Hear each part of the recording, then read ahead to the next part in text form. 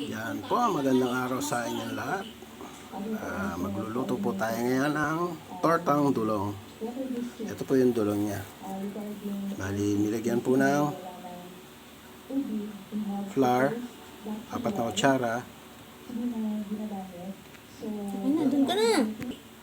paminta, iodized salt.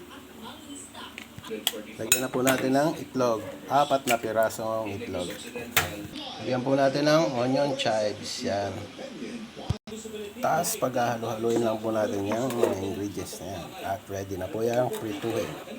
Yan po, prito na natin.